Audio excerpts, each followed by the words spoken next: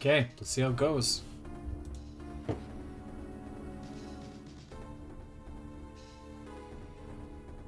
Let's see how it goes.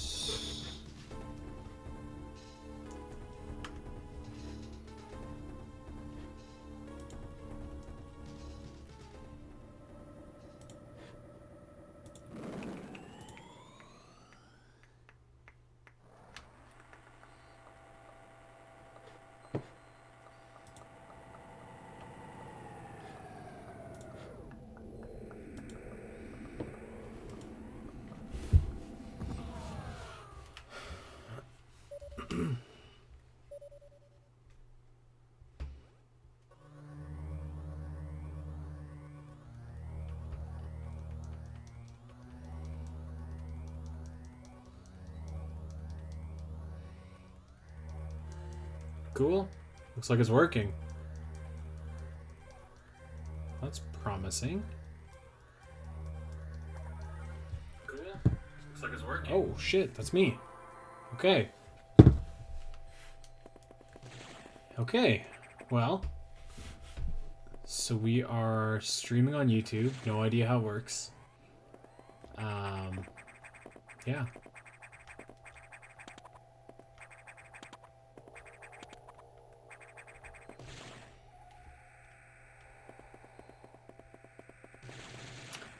Wonder, I should probably try and get the comments in here. If there are any. I mean, obviously there's not any right now. But might not be a bad idea. So live chat, yada yada yada yada yada. Can you pop this chat out? I have no idea. Hey Dan, what's going on? Alright, how do we... it's alright. It's alright. Alright, how do we... Oh, shit. Yeah. Okay. So I'm just trying to figure out how to pop this chat out. There we go. Pop out chat. Okay. Yada, yada, yada. Blue, blue, blue, blue, blue. Okay. So we're gonna do one other thing. Create new. So Omega chat box. It's gonna look like this. No, it's gonna look like this. Haha! Wunderbar. Okay, and then lastly, we're gonna fix this so that it doesn't look so funky monkey. Nobody cares. Nobody wants to learn more. Okay. This is fine. Okay, so what we'll do is we'll crop you like so. We will crop you down like so. And, good enough, I guess. Ew, excuse me. Oh, boy. Okay. Let's get to work.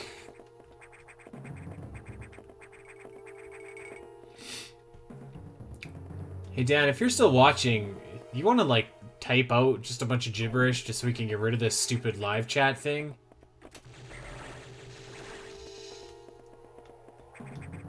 Woohoo. Okay, so let's adjust this up because that is not right. Okay, so let's do that. Let's just get this up and locked and loaded. You know what? This can just go up here. That can go up here. This can come back up. I think we're cooking. I think we're cooking now. Okay, let's do it. I was a little bit worried, actually, about streaming to YouTube, but it's pretty easy. So, there you go.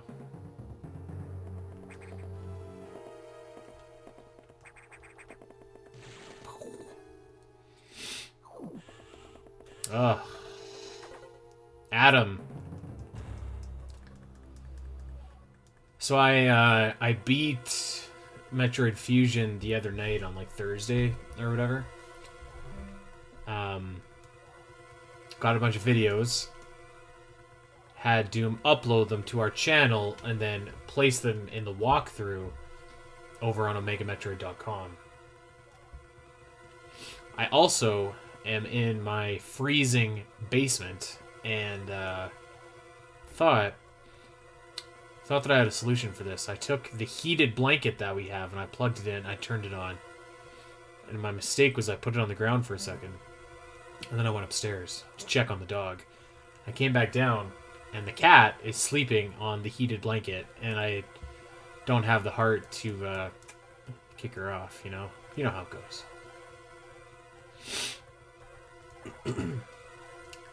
I hate reading the words, "Is your objective clear?" I hate it. It's the worst.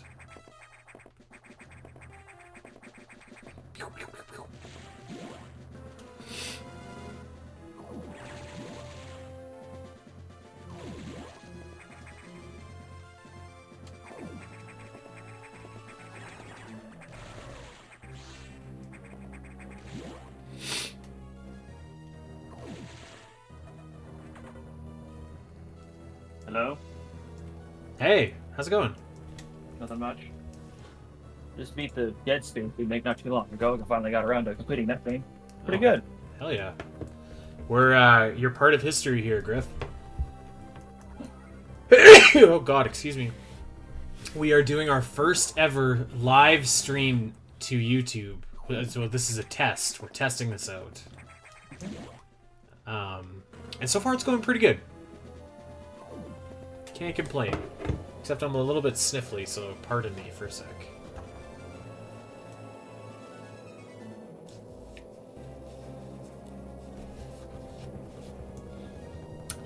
Yeah.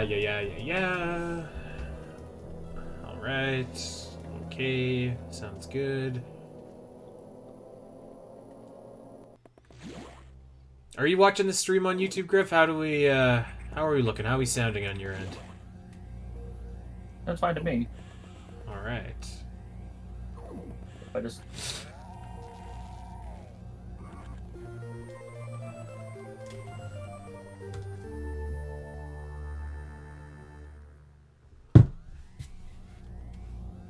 Okay. Let's rock and roll. Ugh. So much momentum in this game is stalled because of Adam. You having to talk to Adam.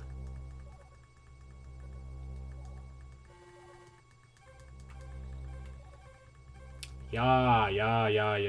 Okay. Yes. Objective is clear. Let me get to Arachnus.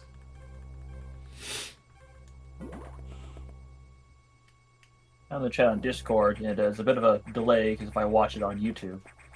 Yeah, I want to say it's like a 10-second delay, something like that.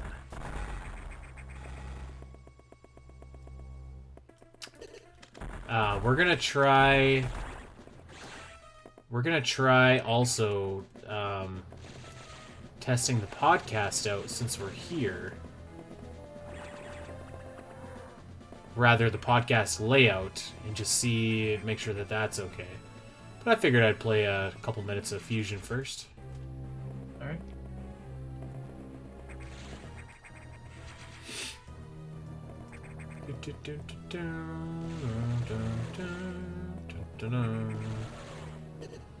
Oops.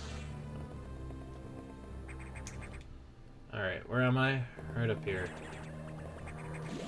Should I save? Probably.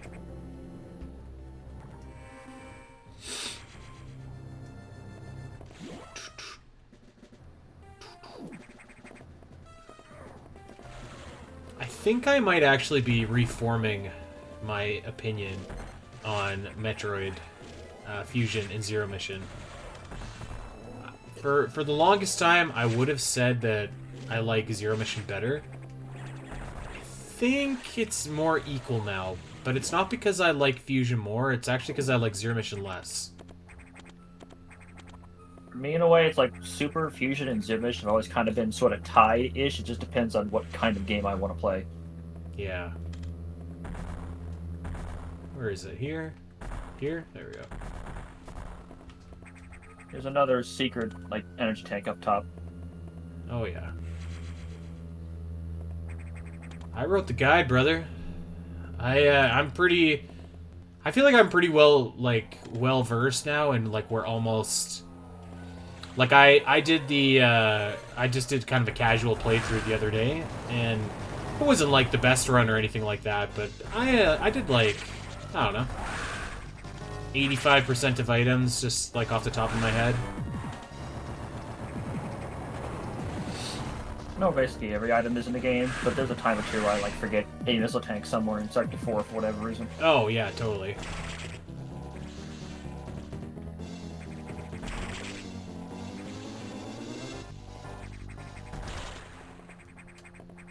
Come here, pal.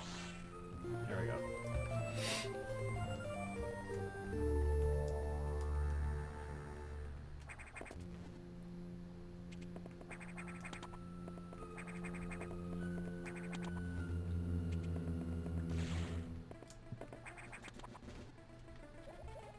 Dan, if you're still in chat, Gooey was very happy to find another Trekkie to talk to. He's disappointed that I've never watched Star Trek.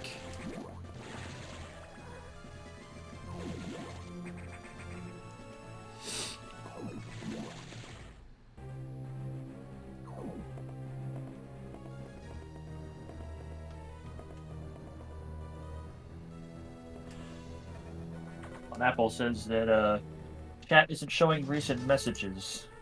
It's not? Uh-oh. Oh, he's totally right. Whoops.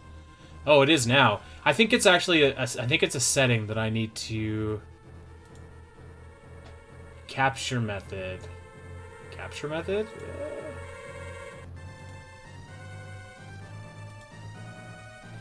Alright. Well, I don't know. Someone else smarter than me can tell me how this works. Hey, what's up, Kevin? Which Metroid enemy are you referring to? Because there's a few in this game that could constitute maybe the scariest enemies of all time. Yeah, I'm sure I know who you're talking about.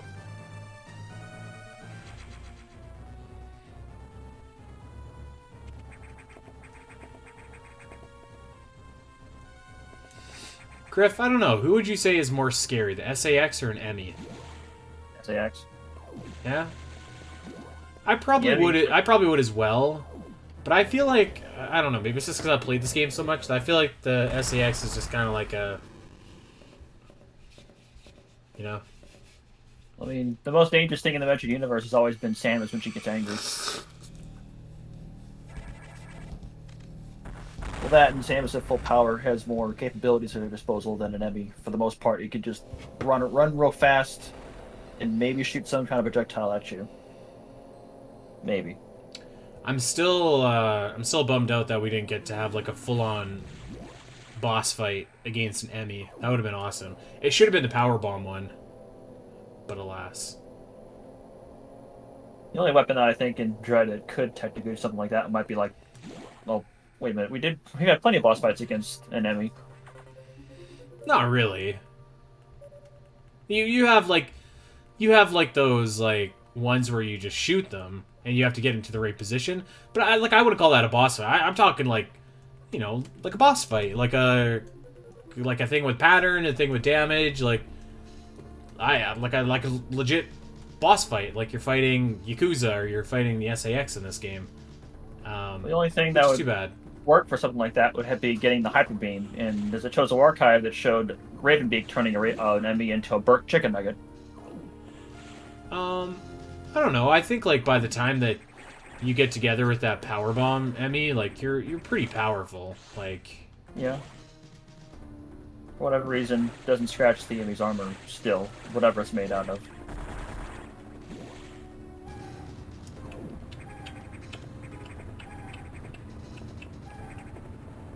I've always thought that these things had kind of a creepy little cry.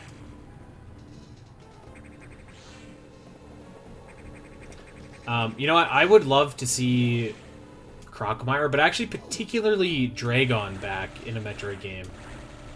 I don't know. I don't know why we haven't got him back yet, but it feels like we should. There's only one of them, and they're gone now. I'd like to believe that Dragon can come back. I feel like I don't really care. Like if it's like some people took umbrage with Kraid showing up in Dread, and like I get that, but like I didn't care. Whoops. Some of the I don't know if you'd agree with this, Griff. Some of the Switch controls still just like throw me off for whatever reason. In what way? Like for example, like to hold down missiles, you press R, but my instinct would say to press R trigger instead. You know what I mean? On the like NSO. Yeah, exactly. I get that. I can understand that. Like that should be not like is that not an option to switch that around? I don't think so. If it is, I don't know how. Hello, Doom. Hi, Doom. Hello there. What's up, buddy? Good, good. I accidentally fell asleep. Sorry I'm late. Oh. Well, I had to drive my wife downtown, so I was much more late than I thought I would be. So All good, worked all out. good. Okay, so we're streaming to YouTube. We've been told that the quality is fine. So I mean we're doing pretty well so far. All was good. You'll love to see it. I am going to tune into that right now. Oh, this little... What do I think? So we got Kevin Stone in chat. He seems like a cool guy. I love the Ori games. I like absolutely love the Ori games. I think that like Ori and the Blind Forest is probably the best game of the last 10 years. Honestly, Will of the Wisps is right up there. Yeah, me and Andy, we talked about Blind Forest last year. Yeah. And yeah, I had a lot of fun with it. Super good game. So glad I got to play it, and I can't wait to play Will of the Wisps myself. I'm gonna definitely do that once I start streaming again myself. Yeah. It's so awesome. I don't think I have hit these atmospheric stabilizers head on with 3 missiles yet. I think I've wasted at least one every shot. Jesus. For some reason, I thought they took 4 missiles, and I should know that. I should know the correct answer, considering I literally just helped with the guide, like, not even a year ago. Yeah. Or was that 2 years ago now? I can't even remember. No, that was a year ago. So yeah, so I'll tell you a story about Omega Metroid, actually. So when COVID started, my office shut down for 6 months. And so everybody was, like, laid off. And it was actually so awesome. I loved it. I was living the best life. And so I was like, okay, sweet. Well, I don't have to go to work, but I was still getting paid. So I was like, well, I should do like a project or something like that. And so so for anybody that doesn't know, I'm involved in Zelda Dungeon as well as obviously Omega Metroid. And I've every chance I get, I'm trying to get my Zelda friends to check out Metroid.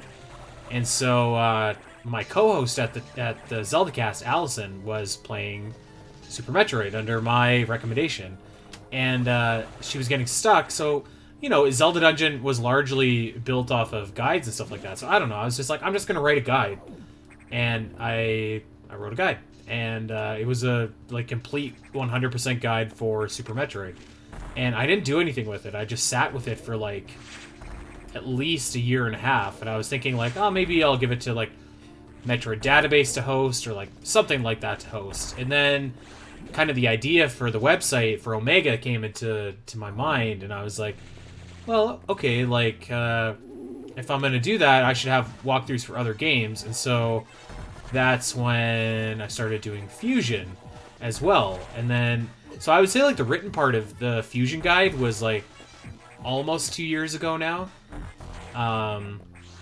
And then we started Dread as well right beforehand. So when we launched the website, there was Fusion, Dread, Super, obviously, and Nestroid for the walkthroughs. So there you go. Yeah, and then our staff recently helped contribute to our brand spanking new Metroid Prime walkthrough, complete with new screens and videos from Metroid Prime Remastered. You'll love to see it. And as always, a huge thank to our staff who helped contribute to that. Super awesome, the work that we all did together. It was fantastic. And actually, I don't know. So Dan, he's in chat right now. Fallen Apple. This madman is doing an Echoes guide like right now. I haven't seen any of it. I'm looking forward to that. Oh yeah, I'm excited. Especially because obviously I don't really use a guide anymore, but obviously when I was playing as a kid, there's no way 8-year-old me has the mental capacity to solve the puzzles and Echoes. So I was obviously using the official Nintendo Power Strategy Guide.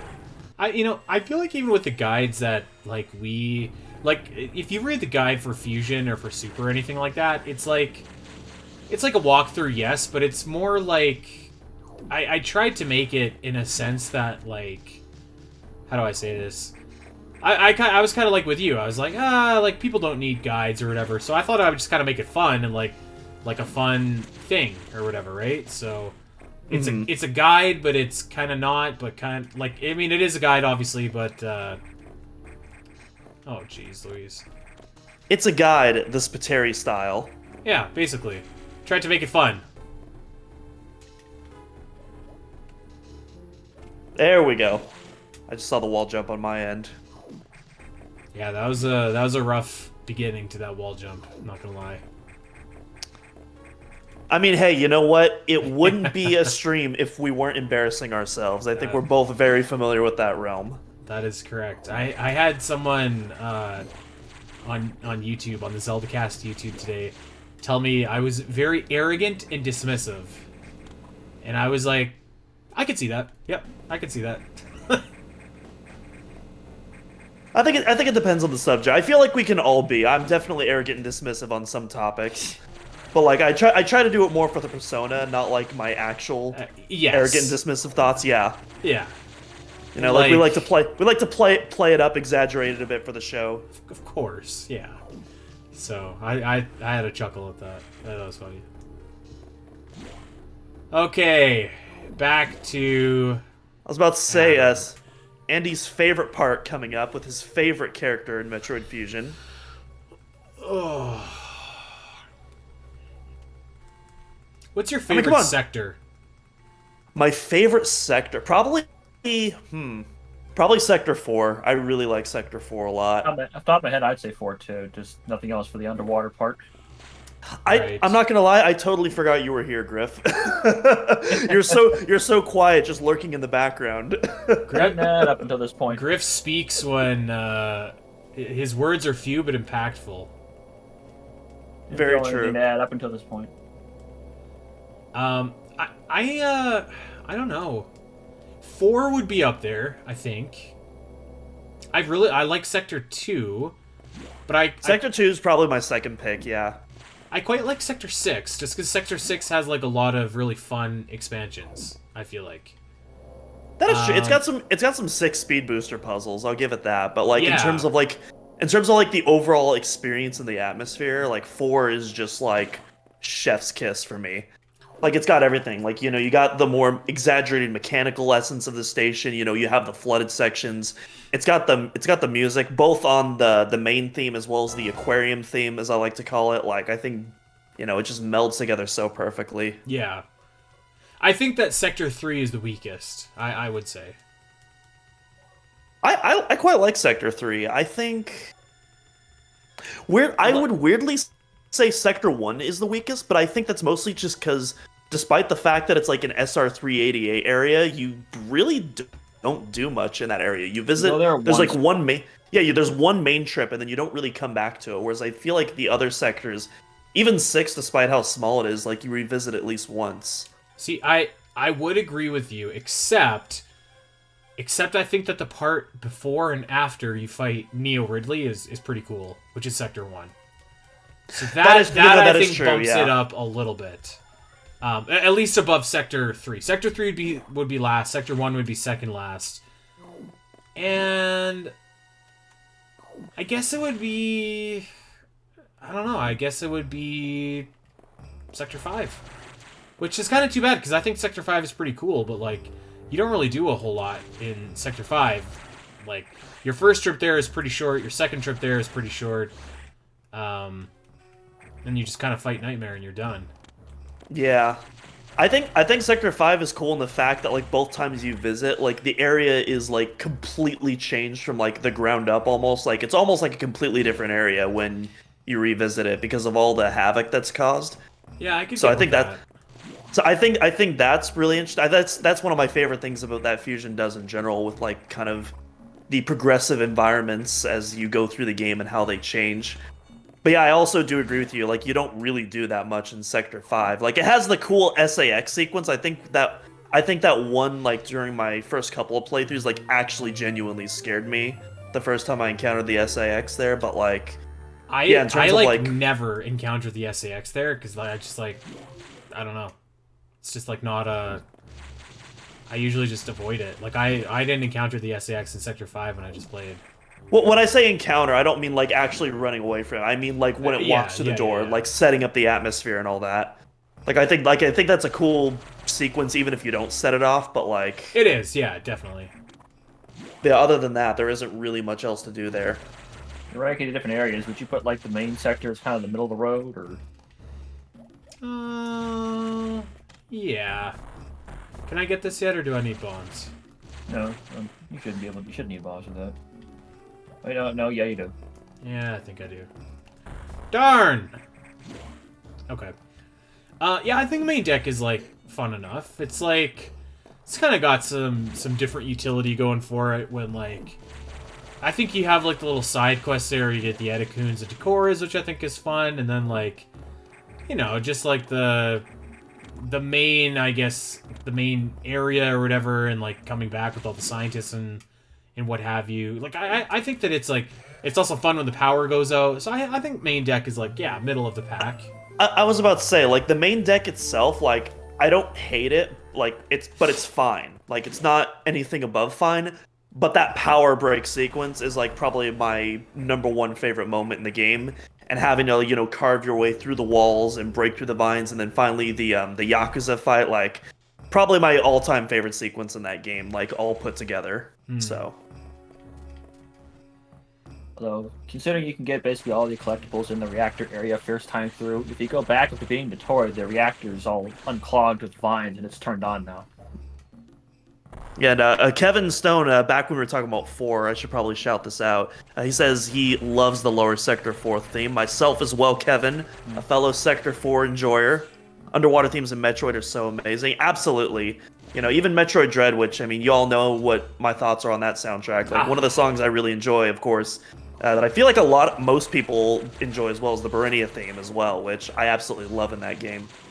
I don't remember the Barinia theme. It's the one where it's all like do do do do do do do do do. I don't know.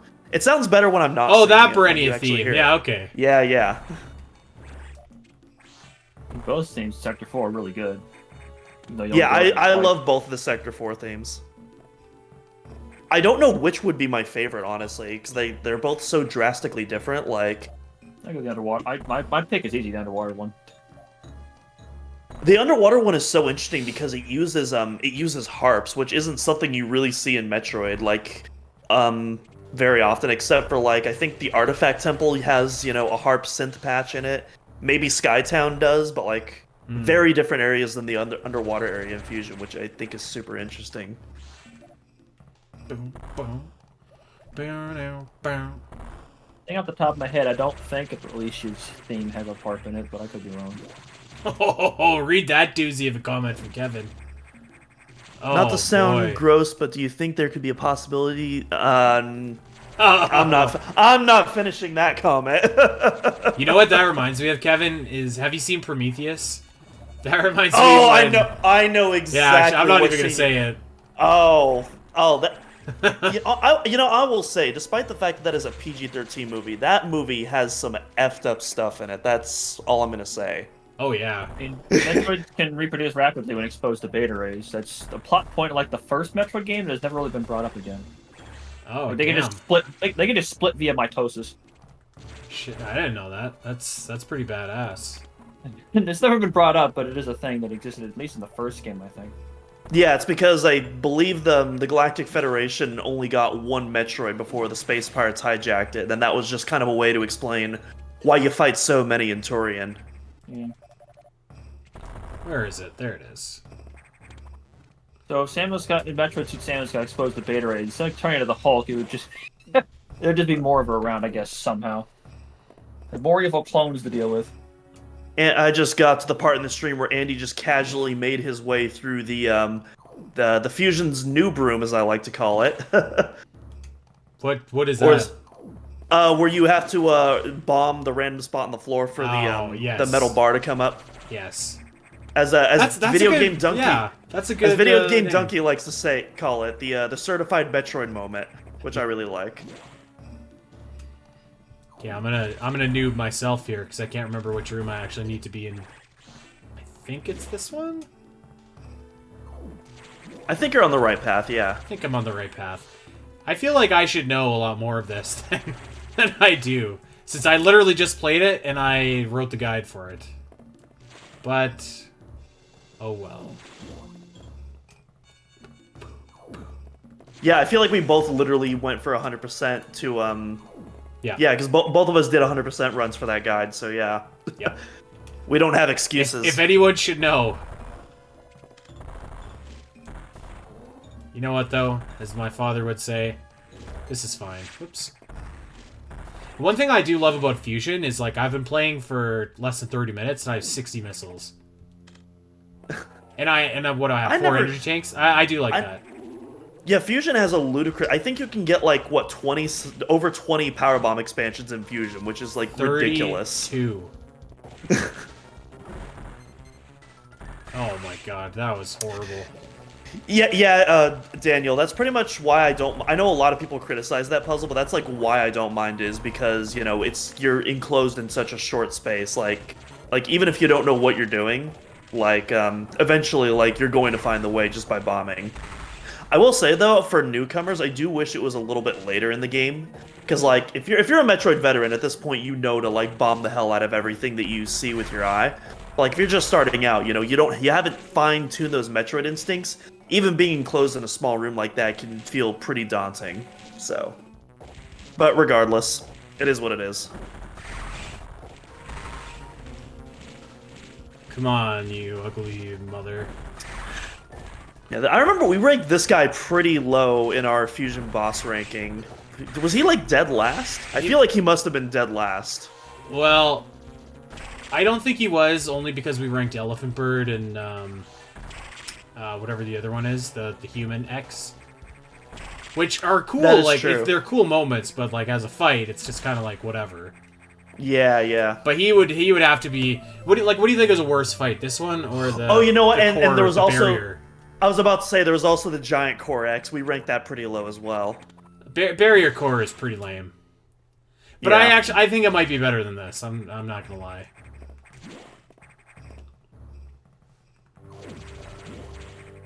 You know what No, else? the only... I love. Oh, sorry, you go. I was just gonna say, like, you know what else I appreciate about Metroid Fusion is that you get the spring ball, like, again, right away, which is the Yeah. singular most underrated item in the series.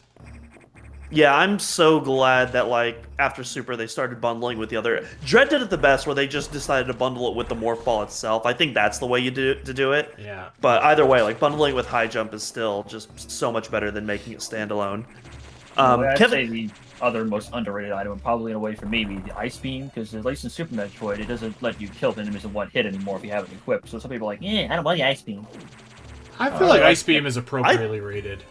I like the ice beam. I don't Oh, where like the hell am I going? the way it. I don't like the way it looks. I don't like the effects in comparison to the wave and plasma beam, and I don't like how in Super you have to take it off to like get those plasma and wave beam effects.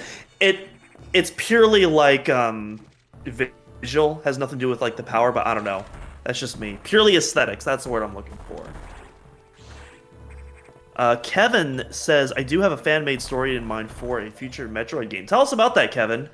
Assuming that it does not involve any Metroid breeding or whatever that was. Hold on. That was earlier in chat. Everybody.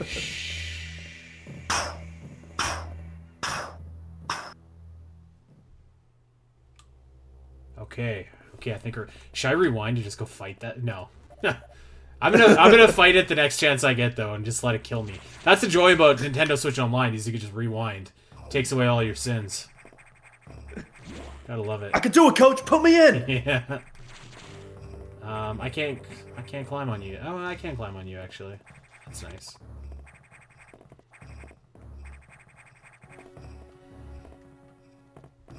Now I think there are any expansions kicking around here that we can get. I don't think so.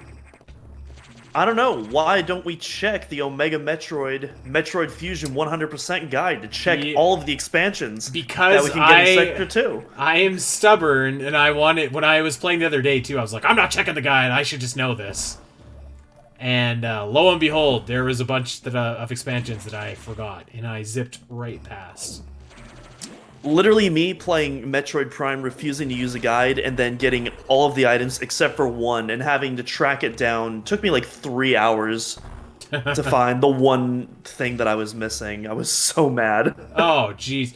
I don't know if you got a chance to listen to the Mapping Metroid episode yet, but I have. I did. It was great. I loved it. I like. It took me an embarrassingly long time to get the last expansion in Chozo Runes. Like, it took me forever. Like, it was ridiculous to get that one stupid expansion that is in right after the lava room, where you just it's under like the tree vine or whatever. Yep. I was just like, ugh. Yeah, right before that Chozo Ghost fight. Yeah. Yeah. Outrageous how ridiculous that was.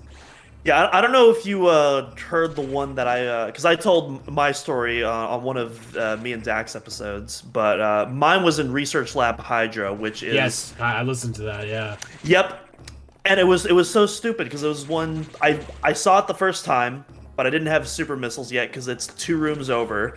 But then on the way back, I got super missiles, but then my my sound effects volume is lower than my music volume, because of course that would be the case for me, and no longer can hear the item pickup jingle, and so I just completely miss it, because the whole area is dark now, and I'm using my thermal visor.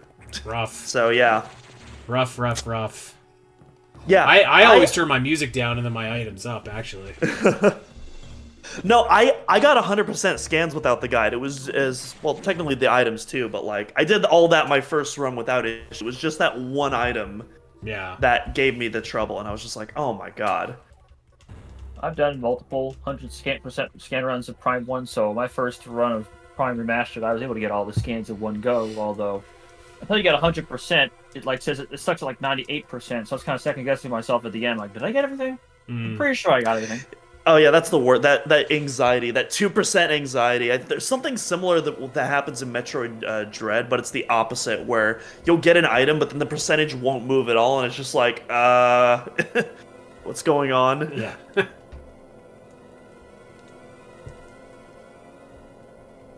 The SAX, an enemy with my strongest abilities, but does it have reason? Probably not. It's just a killing machine. Oh, it's gone. Oh, rip. Sorry. I wanted to do my my. There, you can voice act Adam.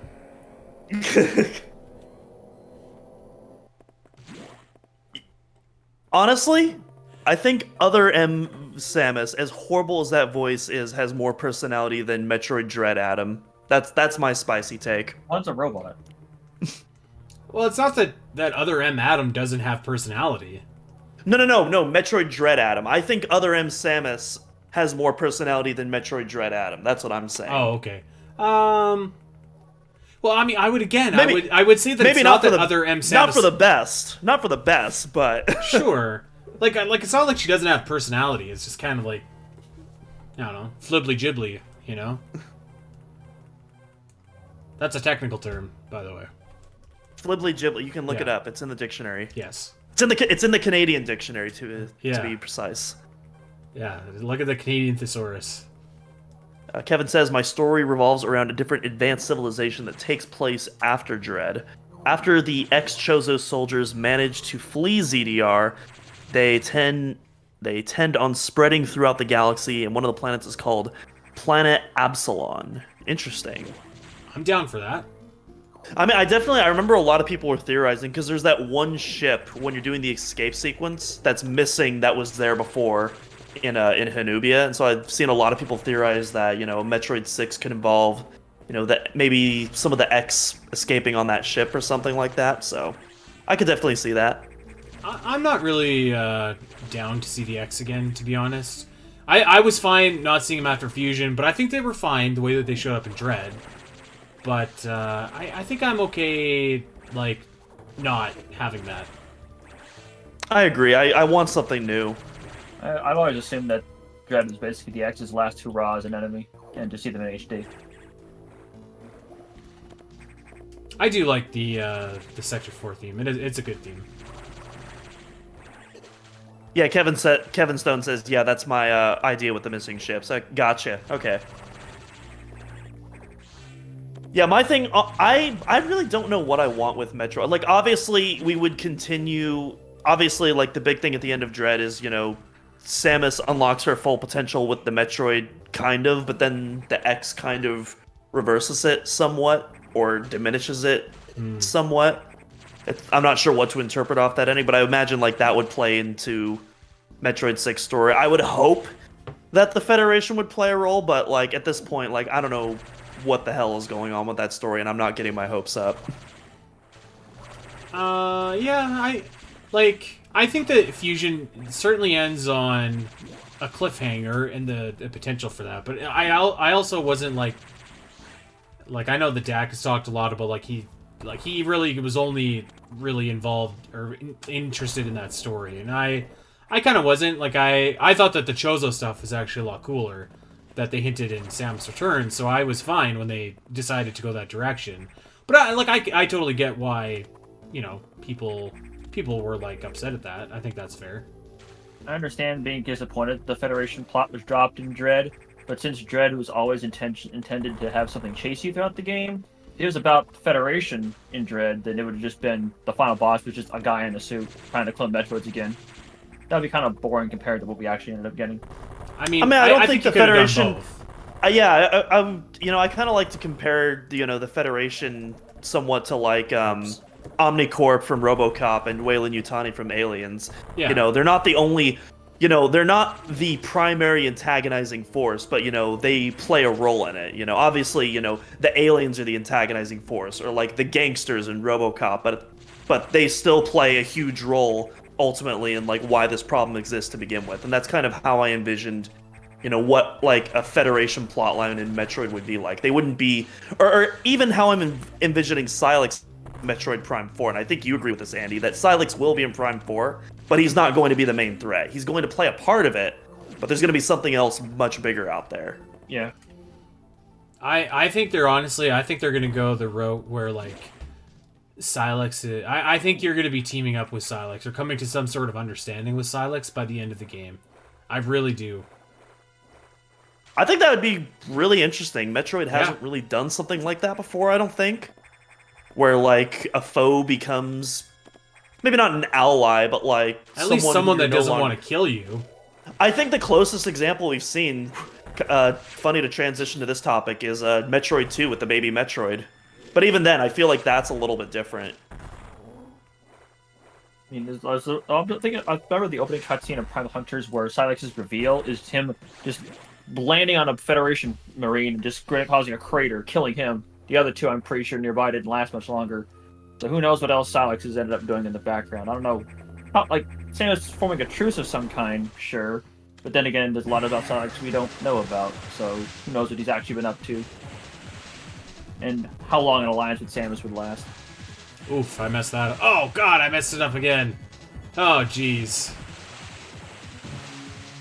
Yeah, you like doing the underwater. I like standing on top of the platforms, but I know you like going to the deep end. I do. Yep. It's more effective.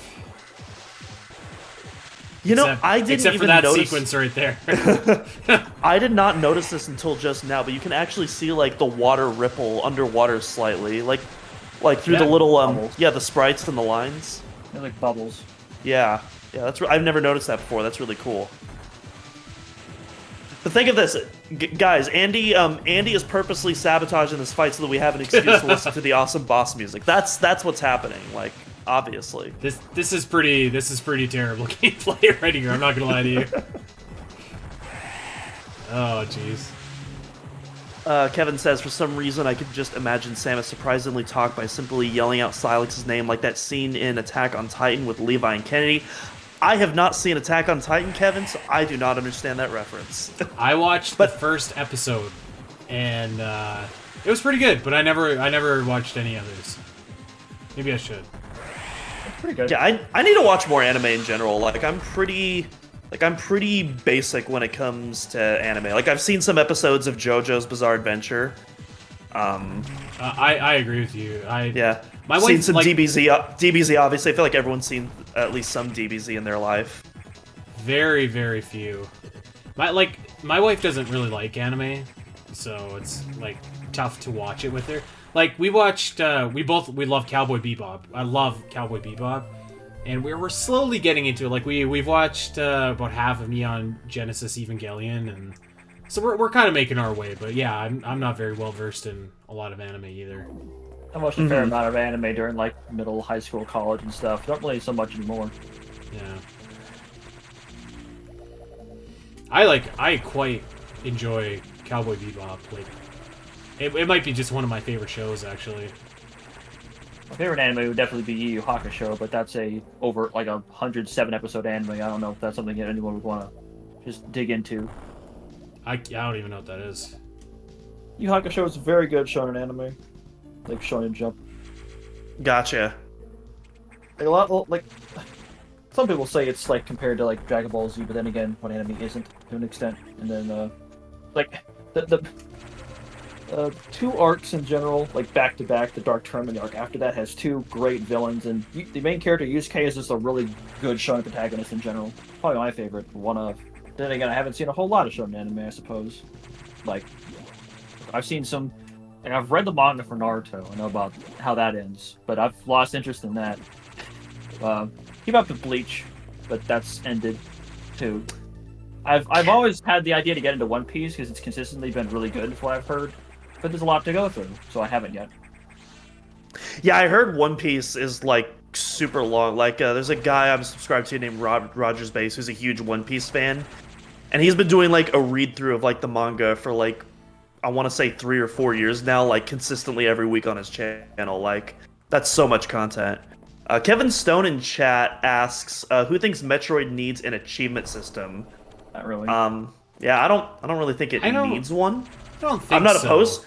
I'm not opposed to one, but like I don't think it needs an achievement system by any means. This is kind of like it kind of has an achievement system in a way, because like you have the different endings that you can get, you have different like rewards that you can get for completing things 100%. I think there's an argument to be had that Nintendo games in general would benefit from achievements, but I don't know that Metroid needs it. Now, it could have something more worthwhile to do. We've talked about this on the podcast where like instead of like your 17th missile expansion in like Sector 2, maybe there's something different, like a different sort of, I don't know, item or something that actually entices you to to go do some exploration or whatever. But I don't know if it needs like achievements per se. Jesus. I kind of like the aspect though of just having like these random challenges to complete, not really like part of a puzzle or anything. Prime 3 kind of did this with like the friend token system, but that was just. Here's the thing: I like the actual challenges themselves. It's just the tokens themselves are just like super horrible. botched.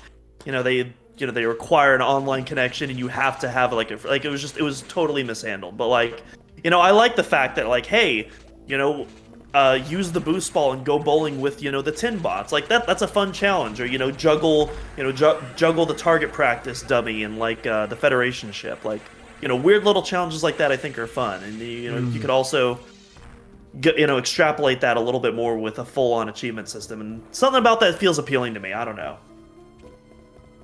I mean, like I wouldn't say that it would be unwelcome. Yeah, like I'm not clamoring for it, but it's like I can see the appeal. I think there's an opportunity there. Yeah. Oh jeez. And we're gonna have to call this the speed whiffer, not the speed booster. This is the average boost. It's not the speed boost. This is the so-so boost. Alright, you door, open up.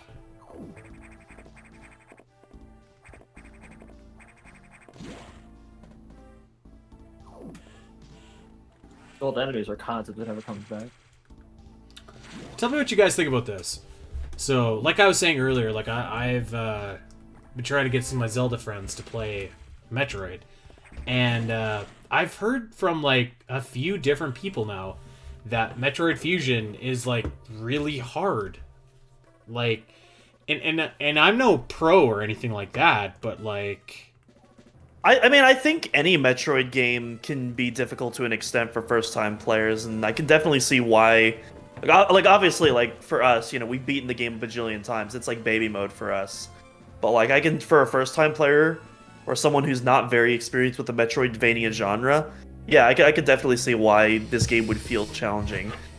I don't know. To me, it's like the challenge in Metroid is you don't really know where to go. And I feel like in Fusion, it's like so directed at you where you need to go that like it's just it's a matter of like beating the bosses and avoiding enemies, which I don't know. I don't feel like it's that like objectively difficult or anything like that. So I agree. I don't think it's difficult. Like I guess it's hard to explain. Like, you take Metroid Dread, for example. If I were to compare the two games, like, even on the casual mode, I think Metroid Dread is a more difficult game than Metroid Fusion on its hardest difficulty. yeah, I agree. That being said, though, I think Dread is also a lot more forgiving because of the checkpoint system as well.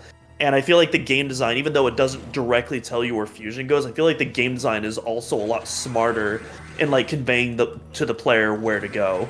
With the way it uses the environment or the way it places teleporters and elevators. Yeah. And so even though Dread's a more difficult game, I feel like the difficulty is less frustrating than Fusion, if that makes sense. Maybe to a newcomer. I mean, I guess I could listen to that argument for sure. I don't know if I would like be 100% on board with it, but I could listen to that. Yeah, me neither. I'm just kind of like theorizing. Yeah. Overall, matches. I'm hoping. Well, not really hoping. Even though it hasn't confirmed, I know that Metroid Zero Mission is going to appear on the GBA app at some point. When that does, that is absolutely the game that I would recommend most people play as their first Metroid title. It's the perfect jumping off point. Yeah. Not just because it's chronologically the first game in the series, but you can really customize that game to your play style. If you want that more kind of guided Fusion experience, you can play that way. If you want to go off the beaten path, you can do that too. Whether you're going for 100% or a low percent run, there's so much fun to be had in that game. It's also an easy game, which is kind of nice. And it's short too. Like, it's a great sampler to see if the 2D Metroid games are for you in general. Yeah. It's over here. I don't think I'm supposed to go this way yet. Kevin Stone, I believe in kind of contributing to the Fusion difficulty conversation. He says the beginning has a steep learning curve in terms of how vulnerable Samus is. Yeah, okay. I think that's definitely fair. I feel like maybe not Arachnus, but maybe I think Zazabi. That's the next boss you face after Arachnus, right? Yeah. Yeah, I feel like Zazabi, like, maybe the difficulty starts to ramp up there, but Arachnus, I feel like Arachnus is a fairly easy, like, good level 1 boss. Oh my god. How many times is this thing gonna hit me? At least a few more. Oh, Daniel says no, Elephant Bird is next. That's true. That's true. That is technically true. You are correct.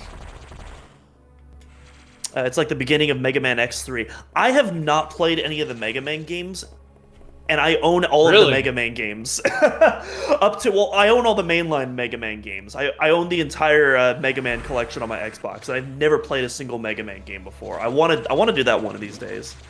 Specifically the X series, like you mentioned, because I've heard a lot of good things about Mega Man X on the SNES. I've never played Mega Man X, but I played like Mega Man 1, 2, 3, 4, I don't know, 5 maybe. They kind of blend together for me after a while, to be honest. I played near most to the end of X1. I played a bit of X4 and a little bit of Mega Man 11. Not a whole lot of experience with Mega Man. Yeah, Daniel says, same here. I own Legacy. I'm assuming you're referring to the Legacy collection, but have yet to play through them all. Yeah, that's basically the situation I'm in. Oh, we got a new commenter. Hello, Vernon. Hi, Metroid Vernon. Fusion was my first Metroid game, and I remember drawing on my Mega Man experience to figure out the combat. Very interesting. Okay. Oh, that's right. This room is too hot. Too hot to handle.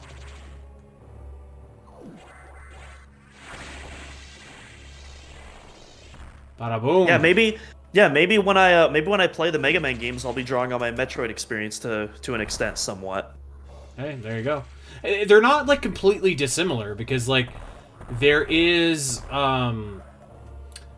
you can do like you know how the Mega Man games kind of work, right? Like you can do Yeah. so you can you got the single wall jumps and stuff like that for X. Well, so what I was gonna say more so than that is like you kind of pick like you have 8 levels or whatever, and you can pick in which order you want to do them, and so like you get abilities from the boss that you beat at the end of each level. So like depending on which one you want to, so what I guess what I'm trying to say is like there's a best way in order to actually do all of the bosses, because a lot of the bosses are weak to other abilities that the bosses give you. But so it's just a matter of knowing like which one to do first, which one to do second, stuff like that. So like there is that kind of same learning, I guess, if you will, that Metroid has. So yeah, but instead of like using the abilities for the puzzle, you like choose like which ability you want to like take on the next boss, kind of like a risk reward. Like you can go into a boss with minimal items, but maybe that really hard boss has the best item, and then you can use that item to be super OP for like the rest of the fights. Yeah, exactly. Kevin Snowden says, Samus, go into the dangerously hot room and turn on your various suit when I say. Certified other M moment, Kevin. Certified other M moment. Yikes. Alright, here we go, my boy. I apologize to Daniel in chat. You know, you are such a champ for enduring all of the other M talk that we have going on. You're a trooper.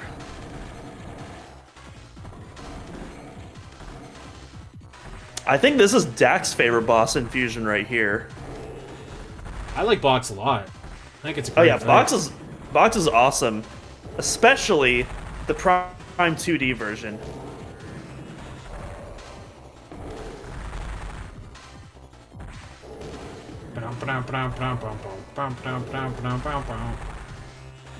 I wish the theme was extended a little bit. Like it loops. It only has like a 30-second loop, I want to say, and it's such a cool motif. Like I want to hear that extrapolated on.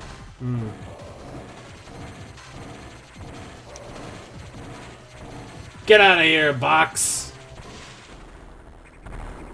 Daniel says, "Doom, I just got a tear." And no problem, Daniel. We here at Omega Metroid, we always honor our fallen soldiers. Kevin says, my favorite boss in Fusion is Ridley X. Kevin, do not read our Fusion boss battle ranking. Don't do it. You know, Ridley X looks cool, and the theme is cool.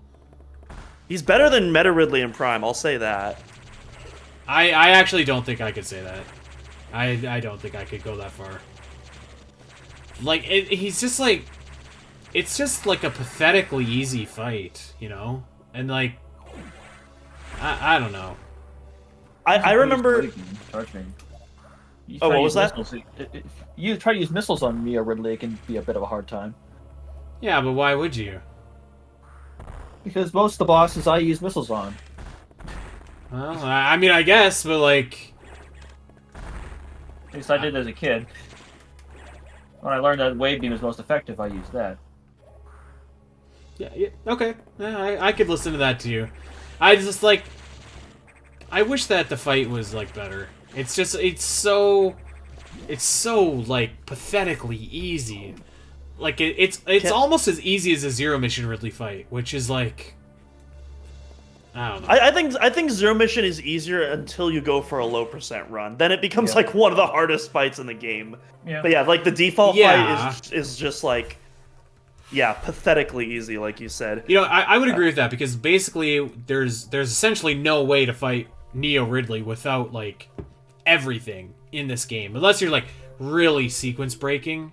But, like even fighting, like, Ridley Zero Mission low percentage, though, like, it's still pretty easy. Like, he is nowhere near the hitbox of Super Metroid. And, like, both of them kind of feel like, to me, like, lesser versions than the Super Metroid fight. Even though they're very similar, like... I don't know.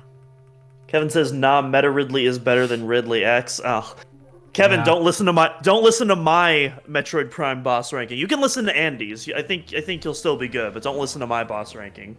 I don't remember what mine was. I think... Did we have Nightmare at number 1? I think we did. I think it was Nightmare and then Yakuza. I was gonna say, I immediately wanted to say Yakuza, and then I was like, well, Nightmare is pretty sweet, and like... But I think those are the top 2 ones. I really like Notori. I think Box is awesome.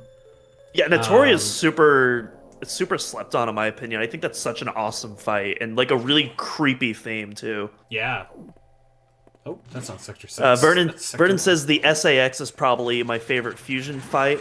I don't enjoy that fight, actually. I prefer the... Yeah, I was going to say, I prefer the chase sequences, but I think the actual fight itself is just a little too basic, especially the phase 2 of the fight, I think is really underwhelming. Yeah. But, hey, maybe in that theoretical fusion remake, we can get the glow-up that we deserve.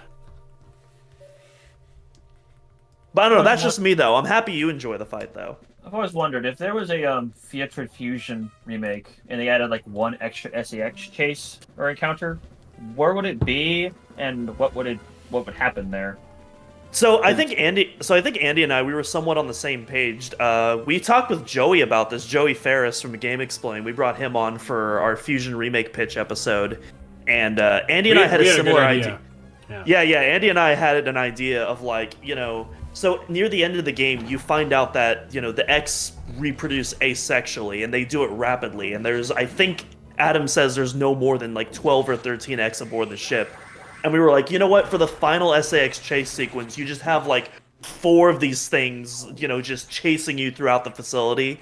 Just like for one like super chase escape sequence or something like that. Something just absolutely ridiculous. Like, I'd be all in on that.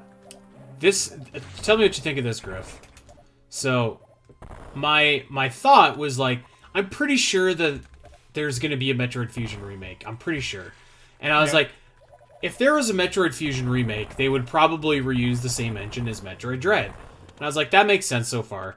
And we were also talking, we're like, I wish that there was more to the Emmy Zone idea in Metroid Dread. Because all the Emmy Zones kind of feel the same, blah, blah, blah, blah, blah. So I was like, I was kind of cooking, Doom and I were cooking with this episode with Joey. And I was like, how, like, absolutely badass would it be if in a Fusion remake, they, like, basically, like, every sector, like, 90% of the sector was, like, an Emmy zone, except let's call it the SAX zone, where, like, you had the potential for the SAX to attack you out of nowhere. So that would make the chase scene, like, irrelevant, because essentially you would always be on guard and under attack from the SAX. And it's not quite like the... I've heard a lot of people say, like, they should have the fight or they should have that game modeled after, like, the what the hell is that game called? Alien Isolation. Yeah, I've heard a lot of people say that they should model the game after that, which actually I think would be great. So it's not quite modeled after that way, but it's also like feels kind of Metroidy. I think it would make a lot of sense. I think it would be like awesome. Yeah, my only concern on that would be like replaying the game. I don't want that to be too randomized because I feel like that could really interfere with like replaying the game and speedrunning. Which I think it would add big replay to that because each thing is a new playthrough. Well, I mean, it would add just a bit too much RNG to that playthrough is what I'm saying. But like I feel like the Emmy zones are too small. But maybe that scope is too big, and maybe something in the middle where it's like maybe certain sections of the game it opens up. Because I think the biggest problem with the Emmy sections is the sections are visible, and they're like you said, they're all samey. They're very when you're in an Emmy zone. I feel like if you had an Emmy zone, but it just didn't have the aesthetic of an Emmy zone, like that alone could solve the problem. Does that make sense? Yeah. I mean, it totally does. Like. And that's why I think it'd be cool if, like, each sector, like, let's say half of each sector is, like, an Emmy zone, but you don't really know it, so you can kind of... Yeah. You know, like, the SX is wandering around in a Pacific zone, or it just appears randomly, like, spawning again randomly. Well, I would imagine it would be... I imagine it would be pre-wander... I feel like it would be a mix of both. Like, you would have, the zones that, Andy and I are talking about, but you would also have, like... the scripted events that Fusion has as well for the more scripted chase sequences at the same time. I think you could do both. Yeah, exactly. Yeah. Couldn't. Like my idea of it being a danger sort of to that is like there are a handful of rooms in Fusion where they're a square tile long. If the SX is in there looking at you when you enter the room, you could just get hit and it's not even your fault. Yeah.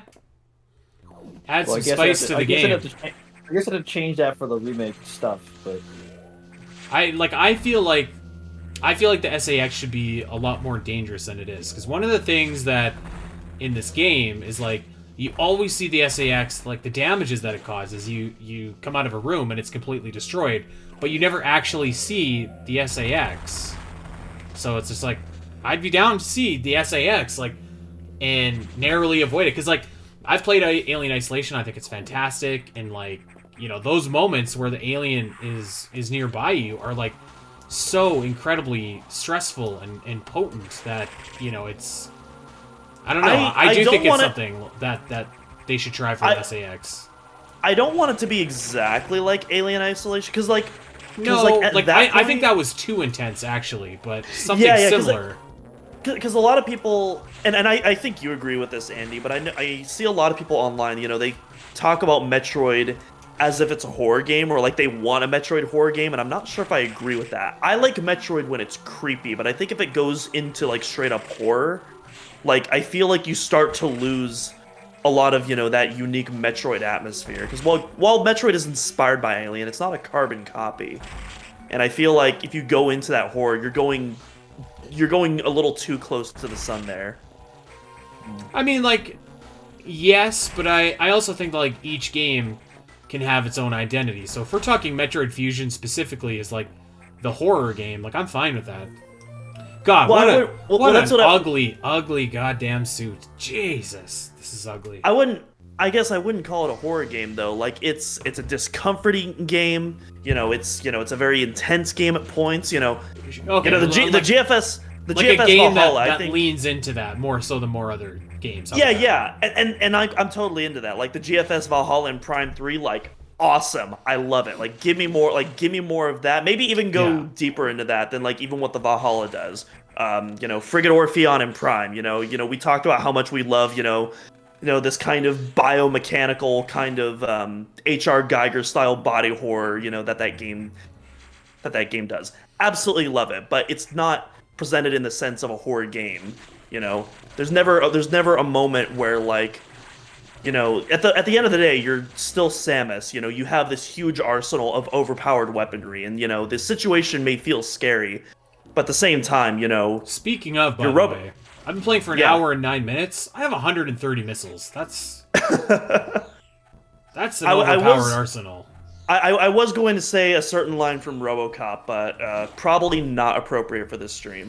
You know, I watched the new RoboCop not that long ago with Joel Kinnaman or whatever his name is. Yeah, It's a pretty good movie. I thought it was all right. Definitely doesn't hold a candle to the original, but like, not a train wreck. I fine. have to be honest. I thought it was like really good, and maybe it's because I wasn't expecting a whole lot, but I was pretty impressed.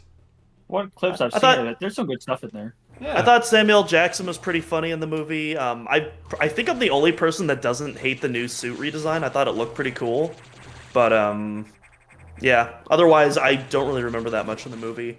I saw it in theaters when it came out. Haven't seen it since. And that's not the right way. Whoops. Whoops. Oh my god. Yeah, Alright. there's so many movies that I want to see that are coming or already have come out in the case of Creed 3, but like we got that. The Dungeons and Dragon movie is apparently supposed to be doing good. It's reviewing super well critically, and I really want to see that. I wanted John to Wick see that. 4 is coming out at the end of the month. I'm Oh my super God. hyped for that. So I I'm wanted to see watching. that. I wanted to see Puss in Boots movie, but I never got around to it. Same. Oh. I heard that was like super good. I really want to see that. I can't say that I was Puss in Boots is on my radar. John Wick 4 though, fuck. I was watching John Wick 2 last night, and I might actually watch John Wick 3 after I'm done streaming tonight. We're doing an episode on John Wick for Virtual Theater coming up here pretty quick. Oh hell yeah! I'm in definitely preparation watching that. for John Wick 4, and I'm so stoked.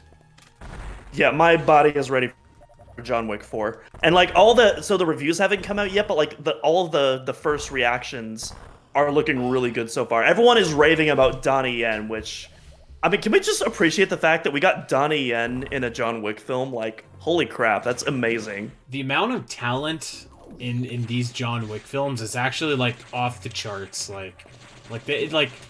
You got people in bit roles like John Leguizamo, and it's just like, this is awesome. Or like God, like just Halle Berry shows up in John Wick 3. You've got like Ian McShane or like Lance Reddick. We got the Neo Morpheus reunion. I mean, I almost cried when I was watching John Wick 2 and there was Morpheus and Neo. Like, it was unbelievable. Can you imagine if like they just bring Carrie-Anne Moss back for like John Wick 5? Oh my god, like just take my money. I mean, I was watching like Common, you know, like the fight right, was so good. That fight was so goofy, but I loved it. Dude, the fucking scene where they're in like the mall and like Common's on the high level and John's on the lower level. Fuck. Oh, The my pencil. God. That's all I'm gonna say. The pencil. Oh, yeah. Oh. Dude, I was in the theater for John Wick 2 when that happened. I have never seen an audience just unanimously just yell. Ah! See, that Just, like, that is at why the I'm top of stoked. I never saw any of the John Wick movies in theaters because I watched them my like God. after. I can't wait to go see John Wick 4 and watch John like decapitate someone with a bowling ball and just be like, oh!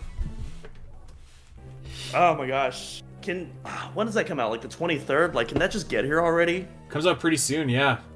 Yeah. I'm jazzed. It comes out the weekend where I finally am not working the entire weekend, so I'm super excited. Hell yeah. Oh, goodness. I'm just looking forward to Resident Evil 4 remake. It's looking pretty good so far.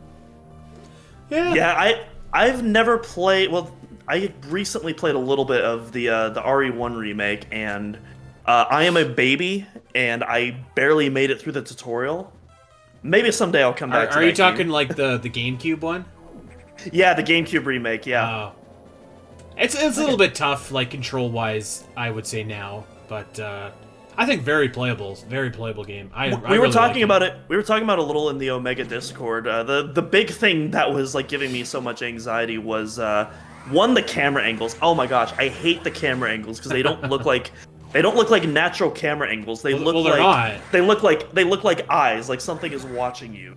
And it's like, oh my god, I hate it. I hate it so much. And then the save function in that game, you only get limited saves. You have you have to use resource management to save your progress, and it's like, bruh, come on, this is too much. Those are all aspects in the original game. They just Oh, cut yeah. that over for the remake. I love Resident Evil. It's like the first couple, like the first 4 Resident Evils, Resident Evil 0, like those are great Metroidvanias. And that's what they are, is they're Metroidvania games. And they're awesome. Like the Resident Evil 2 remake, I thought was phenomenal. Like one of my favorite games of the year. Yeah, I've heard a lot of people compare like RE2 to Metroid specifically. Well, like it is. Like it's literally a Metroidvania where like you pick up a lot or a key here that unlocks a couple areas here and there, and like, it's by like every definition of the word. Although you never really pick up any sort of power-up like things, except just new weapons. Sure, but like you're still like a lot of the map is locked off to you because you don't have the necessary items or abilities. More so items than abilities, but like whatever to get there. So like you have to go and find those, and like it is abilities too, because like sometimes you get like I don't know, some items that'll help you do stuff and whatnot. So I think that's a fair comparison. Yeah, I'll probably get around to RE2 someday. I definitely want to play. I want to play OG RE4 at least at some point, because I actually own that. So one of these days I want to get around to that, because I've heard so many good things about that game. And from what awesome. I understand, it's a lot more. It's not as horror focused as the original RE games. It's more like it has a little bit more action, and so I feel like me being the baby I am can probably make my way through that, at least theoretically speaking. But yeah, it's like a nice blend, and then like Resident Evil 5 went way too far into the action realm, and it's never really went back. Or maybe it has. I haven't played any since like Resident Evil 6. But Resident Evil 4 is like a nice kind of in between. 7 looks pretty terrifying. I probably will never play that because I'm too much of a baby. Resident Evil 4 is definitely on more on the action side of things. There's plenty of things that'll give you a good scare, or at least make it tense. Uh-huh. Well, that's the thing. I like tense. I like discomfort. We were talking again about like, GFS Valhalla. Like I love discomfort, but like straight up horror just gets a bit, I don't know. It's a bit too much. I mean, that's fair. That's fair. Like when I was playing Alien Isolation, I was just like, this is too much. It's too intense, because like there was never a moment of peace. Like when, that thing was always there, and it was just like, this is like, it's too much. So, and if it's not there, then one of the androids is there, which are even more frightening, actually. Like, I got my cat licking herself here on the stream. Sora, we're streaming here. What are you doing? Have any of you played Subnautica? I haven't. No. I don't know what it's about, but I've heard people stream it before. It's basically you're on the ship the Aurora that crash lands on this planet that's entirely of water, and your goal is essentially just find out what happened, find and build what you need to get out of there. What am I doing? This is not what I need to be doing.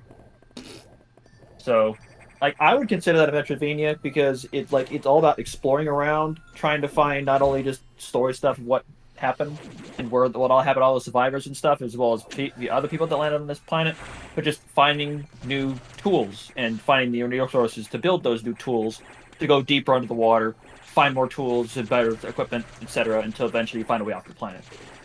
I hate this room. God, this room sucks.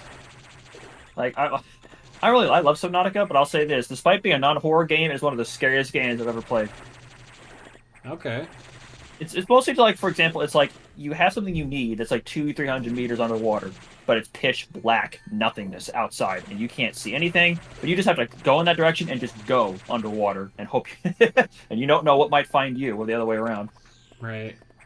No, that's I like that. I was gonna say I like that premise. That sounds like right up my alley. Yeah, like it's like 99% boredom, or not boredom. It's just like there's like that 1% sheer terror of when you encounter something that you didn't see coming.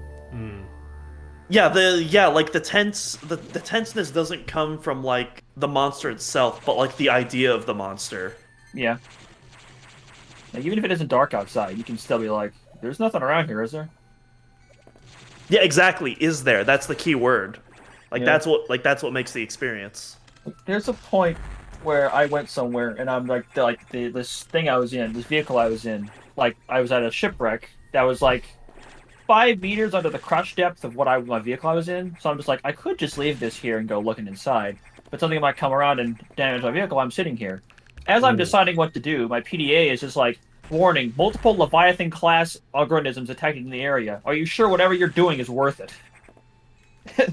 And then I look to my right, see the tail end of something going up beyond the event horizon, and I leave. I didn't come back. I just cheated. I used the Switch Rewind. And I'm not sorry.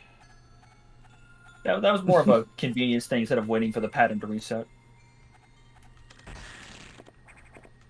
Now, I saw you struggling with the NES style tower room there for a moment. Yeah, what can I say? Ah, lay the bomb. Come on. It happens. Average day of a streamer. I don't feel any shame. You know what? It's 2023. I don't feel bad about using these quality of life improvements. I'm just saying, if any of you decide to play Subnautica at some point, or its sequel, Below Zero, go in as blind as possible, because plenty of people have streamed the game. Is it on Switch? I don't know. It's on basically everything. Okay. It wouldn't surprise me if it's on Switch. I'm one of those guys now that, like, I have a really hard time playing something if it's not on Switch. Just because, like, I play portable a lot. But not a lot. I play portable almost exclusively, actually. Basically, streaming like I'm doing right now is the only time that I don't. Yeah, apparently, yeah. Subnautica is for Nintendo Switch. There you go. Okay, I'll put on my wish list. We have a inspired by Metroid in the banks, actually. I was thinking perhaps May the 4th. Yep, apparently Probably before that, because I mean we may as well. If you're saying May the 4th, I feel like our chat's gonna know at this point. So we'll give you a sneak preview. We are doing an inspired by Metroid. Well, we already recorded it technically on a Star Wars Jedi Fallen Order. But we were originally going to release it sometime this month, but the game got delayed till next month. When does that come out again? It's at the end of April. I need to look that up right now. Oh, I thought it got delayed Survivor. till like the summer. Okay, well if it comes out at the end of April, we'll just do it the week before then. April 28th. Okay. I have Jedi Fallen Order, heard good things about it, haven't got around to playing it yet, and the only thing I know about it is a scene in particular everyone has reacted to. Not going to say what, but, you know. Yeah. I think I might know what you're talking about, but yeah. Yeah, I really enjoyed it. I thought it was a nice return to form to single-player Star Wars games, and I'm very excited to see what Survivor does with it. Mm-hmm. Also, for Subnautica on Switch, it is on Switch, and currently until May 16th, 2023, it is on sale for $9.89. There you go. Well, that's like $15 Canadiana. Yeah, it's still not a bad price. Normally, it's like $30. Yeah. But now it's like 10. You know, it's technically not a Metroidvania, but I don't know if you guys are familiar with what's the game called? It's like something Elysium. I cannot remember. Disco Elysium? Disco Elysium, Yeah. Thank you. I'm really curious about that game. I don't know if I want to play it, but I'm so curious about it, and I've heard it's really good. Yeah. I heard it's good too. I think it's like a text-based like kind of role-playing game, which isn't usually up my alley, but I don't know. There's something about it that like looks like it would appeal to me. I don't know what it is. Ugh.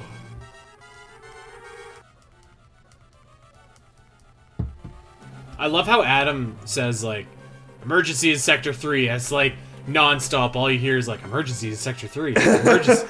Thanks! Samus, did you know that there is an emergency at Sector 3? I can't do the voice. Hey, Samus, something's going on, pal. Go to Sector 3.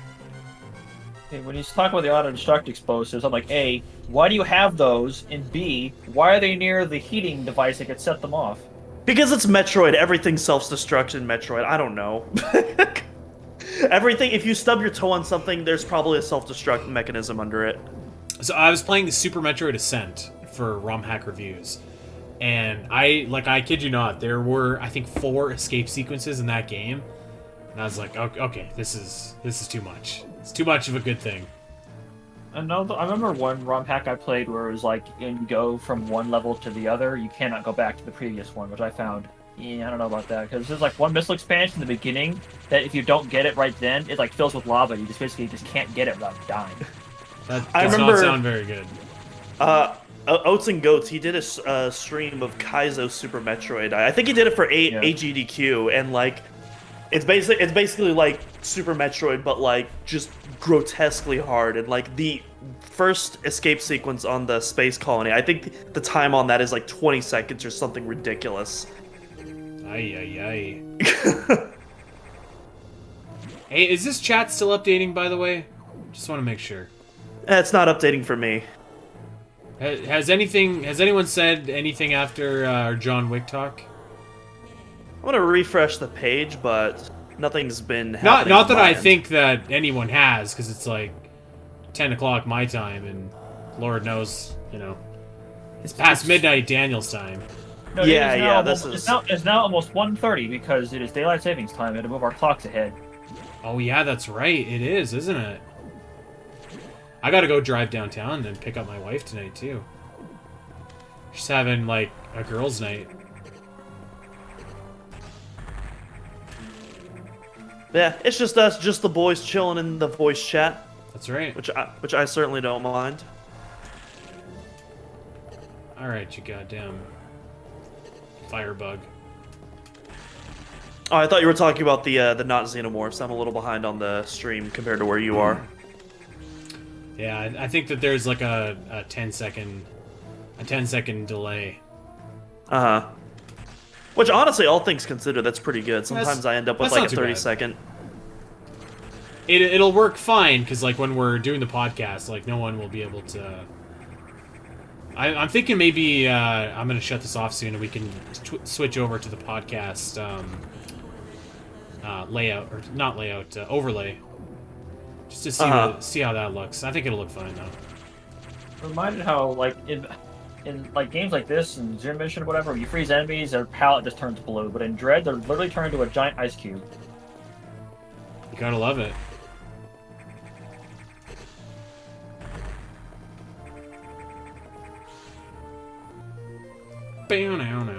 I hate that they call it the wide beam. Why do you do that? Call it the Spazer, you cowards. Like, seriously, this thing's been the Spazer beam for like 20 years. And all of a sudden it's the wide beam. Yeah, they literally go back and forth. Oh, right, I have to turn the thing off, right. Like they brought Spazer back in Samus Returns, and then they called it the wide beam again in Dread. It's like, no! We were this close. Okay, chat is working. Daniel's back. Hey Daniel, what's up? We're just talking about the absolute fallacy that is the wide beam replacing the Spazer beam. Just grotesque. I don't know what they were thinking or what. I'll tell you what it is, Andy. It is oppression against gamers. That's what it is. Someone needs to answer for it. That's for sure. I don't know who. You listening, Biden? It's all you. Yeah. Come on, Joe. Yeah. Or I don't know, mate. Trudeau. I don't know. Is Canada listening right now? Andy, you tell me. Trudeau's kind of a wibbly fish. He doesn't do a whole lot. He's like I think he's like an inoffensive kind of. Yeah. Like well, he's fine. Inoffensive when he's not at parties, at least. Well, yeah, that's true. I mean, this obviously shouldn't surprise. Oh shit! You know what? Whatever. This shouldn't surprise anybody, but I'm fairly liberal, and like Justin Trudeau is not liberal enough for me. I'm also a fairly far left individual myself. Which is funny because I never used to be, and like in Alberta, Alberta's like the Texas of Canada, basically. So I never used to be. Like, you pretty much have to be conservative growing up here. but as I've gotten older, like the more liberal I've got, which I feel like it usually goes the other way. Yeah. Yeah, that kind of happened to me. It wasn't so much more that I got more or less liberal or conservative, but more like I started paying more attention to politics as I got older, as I realized how much more it affected my life and the people around me. If that makes sense. Yeah, like I think that makes total sense. Like I kind of the same way. It's like, you know, not to get political or anything, but like some people are just like, like they think things like having like healthcare is bad, and it's like, what? Like what are you talking about? That's like, everyone should have that. I don't know. All right, I agree with that. Let's get back on the Metroid topic, because we got a new comment from Kevin Stone. Would you want a Metroid anime or animated series like the Castlevania TV show? Hell yes, Kevin. I absolutely want that. In fact, I believe one of the animators for the Castlevania show actually did not necessarily a pitch, but like, you know, kind of like a fan drawing of like how they would want to do a Metroid show. And ever since I saw that, I was just like, Samuel Dietz has done plenty of several Metroid fan art pieces in the past, what I remember. So he's a fan. yeah. And ever since I saw that, I was like, man, what a world that would be. What I remember, the like lead producer, I forget his name, what it's called, but he said that he wants to do a Metroid anime if he could, but he's currently working on a Devil May Cry show, I believe. You know what? I heard about that. I'm gonna be the outlier. I'm gonna say no. Really interesting. No, I would love a Metroid show, but I don't want a Metroid anime. I don't think that fits really. I think in the style of like the Castlevania anime, like if it's like a traditional anime, like I cannot see that at all. But like there isn't like anime isn't like one specific genre. Like it's more of like a style of drawing, and then you can do whatever with that you want. And I feel like something similar to like that Castlevania show in the Metroid style. Yeah, I think that could totally work. Like if we're talking like a good animated show, like sure, but like a very like over the top kind of anime like Castlevania was, I'm not really super interested in that. Yeah, like, and I love Castlevania. It was incredible, but like I think that you would need a different style. Metroid show or anime is just like what happened before, during, and after Metroid 1, which is essentially just the manga, which had an anime art style because it is a manga. What about something like the Animatrix? Yeah. Yeah, I mean, that'd be fine. Okay, that's what I was trying to do. Get rid of this stupid block. Alright, let's go. The video I sent you of me doing this was far more polished than this has been. Kevin says, yeah, I can't imagine Metroid having swearing or gore. Swearing, no. I don't think Metroid should have, like, gratuitous and excessive gore, but, like, I can, you know, see something like the Frigid Orphean, for example, where, like, you know, it pushes that fine line. And it's not for the sake of being edgy, but it's more for the storytelling device and for the atmosphere. I could definitely see something like that. Yeah. But I definitely never want to see Metroid get gratuitous with that stuff, because I feel like, again, you, like, really start to lose the theming at that point. You lose the plot, as the kids say. Well, like, I would say this about almost any show or movie or whatever. Like a good show or movie, like, shouldn't need that, you know? Like, yeah. And not to say that, like, you like, there are some movies where, like, swearing definitely makes it funny. Like Wolf of Wall Street. Like, there's a lot of swearing in that movie, and it's funny because of it, right? But, like, or, like, like John Wick has, like, a ton of violence, but, like, it's stylized violence, and, like, whatever. So, but I think just in general, like, you don't need to rely on those gimmicks in order to do that, you know? Kevin Stone says, what about PG-13 swear? Yeah, again, like, as long as it's not excessive and it's just doing it just because here's the problem, like, a lot of people, if you're specifically doing it just for the rating, just as a marketing ploy, like, that's when it becomes this cheesy gimmick. But if it's just a natural story that you're telling that happens to have those elements, then, I mean, it's natural. It fits into the story. Yeah, so, like, I would be fine if Samus dropped an F-bomb. I'd be like, okay, like, if it made sense, like, if there was like a scene or something like that where it was appropriate. It'd be like, which sure. which is not going to happen. Nintendo would never allow that to happen. Like, let's be very clear. But yes, in a theoretical, but like, yeah, hypothetically, hypothetically speaking, yeah. If Samus saw Ridley and was like, "Fuck," I'd be like, "Okay, like that's fine." Hey, same girl. I feel it. No characters curse in the Backspray manga. I know they do in Samus and Joey. I've never read any I remember, manga. The Metroid Prime 2 manga, I think one of the Federation troopers says shit, I believe. But it's been years since I've looked that up. Damn. So, that I can't remember. That manga in particular is very non-canon, because there are survivors. At least until, no. I mean, I feel like all that manga is, like, 100% non-canon. It's just kind of like peripheral material. I like the first chapter to be canon, because Samus takes out like 100 pirate commandos without an issue. That was neat. Yeah. I mean, you can do that. You can do that in the game too. You just need to use the dark beam and finish it up with a missile. So many people don't know that technique. Yeah. It's so simple.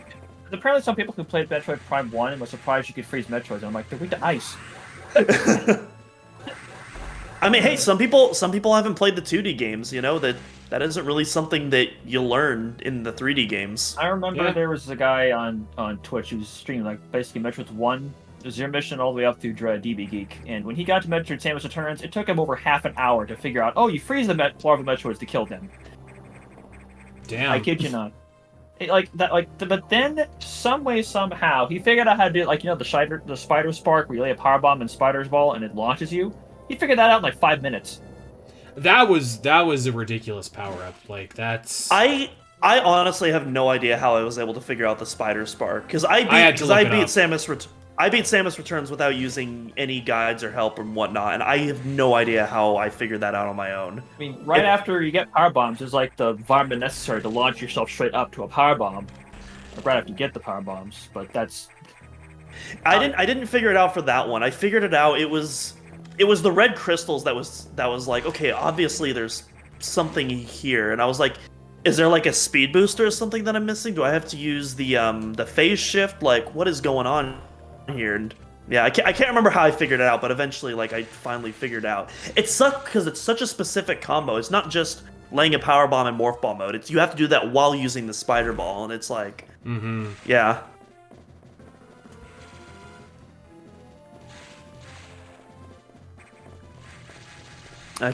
Kevin Stone mentions that Admiral Dane says "damn" in the American version of Prime 3. Yes, and then they censored him. They censored the Chadmiral, my boy, in the Prime Trilogy version. That's why we need Prime 3 remastered. We need to bring back the censored Admiral Dane dialogue. That's what we need. It's very obvious. I got bad news for you. It's very obvious where Dane's just like, nope. Like, that seemed weird. Want to do that, Kate? Look at that little baby Edakun. Run, little guy. Apparently, I've heard there is a way to get stuck here. I don't remember what. It's just a very rare thing, as the when you press down the button. That's what I want in Metroid 6. I just want to see what happened to the animals. That's what I want. Where is this somewhere? What a just... Daniel says, change my life. I'm assuming you're talking about the Dark Beam to the Dark Pirate Commandos tactic. Anytime, buddy. Anytime. Look at this goddamn suit. This I was about to say, look at this Vincent van Gogh painting we have here. Just this pure, 21st century art right here. The yellow looks kind of grayish. Kevin has a great question. Do you guys think there's going to be an AM2R versus Samus Returns equivalent to Metroid Prime Remaster versus Prime Hack? So I have a bunch of thoughts on this. So one, no. I don't think so. Yeah. No, because Prime Hack has been around forever, and nobody's like... Unless you're like a hardcore Metroid fan, you have no idea what Prime Hack is. Like, you have no idea, right? Like, so I think that, even, like, to be honest, I think a lot of the AM2R and Samus Returns drama was manufactured. Like, I really don't think that AM2R had any impact whatsoever on Samus Returns. Like, I really don't. Yeah, most interviewers talk about it states that he knows it exists. Sure, but, like, there's so many ROM hacks out there, like... I'm sure that they probably haven't played it, right? Like, and I'm sure they're just like, oh yeah, someone made a remake of this game. Like, great, they got shut down. Great. I I could be wrong, and Kevin, you can correct us if I'm misinterpreting your comment, but I don't think that's what you mean. Where you're saying more in terms of AM2R versus Samus Returns, you mean more so just kind of the natural comparisons that people make towards Samus Returns and AM2R, since they're both remakes of Metroid 2 that came out a year apart from each other. Which I mean, certainly, Well, like we've done on the podcast. I do that, in my life. Yeah, but that doesn't fit because Prime Hack and Prime Remastered are like literally just remasters and like visual upgrades, whereas like AM2R and Samus Returns are completely new games. Well, Prime Hack isn't necessarily even a remake. Like the visual enhancements, like those are like separate texture packs. That doesn't have anything to do with Prime Hack. Prime Hack is more about like the mouse and keyboard the controls, ability and how you control, yeah. And then I believe for if you're using it with Prime Trilogy, they also restore like the beam effects as well when you're doing the charge beam. Right. Kevin says I don't just think think people are gonna. Kevin has a follow-up here. He says, I just think people are going to heavily compare Prime Remastered and Prime Hack. And that's what we're saying. Like, I don't think I agree with that. I don't think that they are, to be honest with you. Like, I think that... Because I think that, like, they're almost incomparable, because, like, one of them... they're two very different projects. Yeah, like, one of them is a remake with new graphics and new whatever, and the other one's really just a different way to play it with different, control options. Okay, so I'm gonna stop the Metroid Fusion stream here. We're gonna go over to podcast really quick and just test out our other overlay. So bear with us. We're about to see some funky stuff going on here. Are you going to put me on cam? Because if so, I got to put a shirt on because I literally got out of bed right before the stream. No, it's okay. It's okay. All right, cool. Nobody needs to go on camera. Awesome. Okay, so.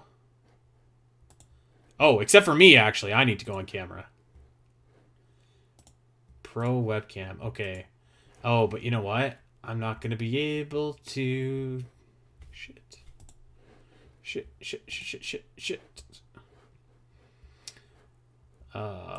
So I have a thing with OBS where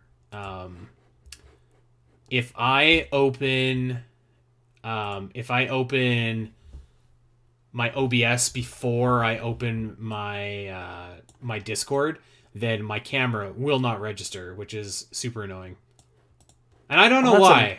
That's annoying. So you have to do it in like this very weirdly specific order. Yeah, and if I'm already streaming like I am right now, I don't know how to like close OBS and like open Discord again. It's messed up.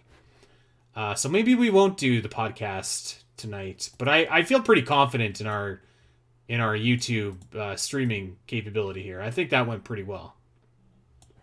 Yeah, it looked crystal clean on my end. Yeah. Okay. Well, I guess I'll fiddle around with this some other time. But let me get back to my other. There we go.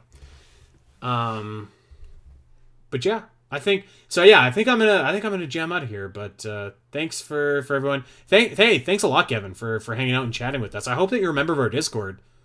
I hope that you are. And if you're not, actually, before we go, I'm gonna throw you an invite in here in this chat. I was about to say, let's post that in the chat. Just for any of the lurkers who might have been joining us as well tonight. Yeah, for sure. Because we appreciate our lurkers as well. So yeah, check us out. We're talking Metroid all the time like this. It's great to have you. It was a super late night impromptu stream. We didn't actually promote it because we didn't know what the hell this stream was going to look like. But I think it turned out okay. I think it turned out all right. Kevin says they're trying to join the Discord, but it says it's expired or invalid. Oh, okay. Hold on. Maybe I mucked it up here. Let's let me try. You might have done a temporary, and you might have done like a single link invite. Let me see. Yeah, I think I did. I'm gonna edit the link invite to 7 days and no limit, and generate that link. Copy, and then I'll paste that here for you. I'll see if that works. Oh wait. Kevin says never mind. It works. Hell yeah. Oh, there we go. Well. There you go, folks. You can visit the original link after all. Sweet. Okay, cool. Well, everyone have a good night. Everyone take care, and we'll see you guys on YouTube streaming live pretty soon, because our plan is to stream the podcast live every week, and I think that think this went well, so I think we're gonna do that, and then we're gonna start like streaming some more games and stuff like that on YouTube as well. So it's gonna be fun. It's gonna be a good time. It's a new era of Omega Metroid. I'm very excited. Yeah, hell yeah. Okay, adios everybody. Take care. Goodbye.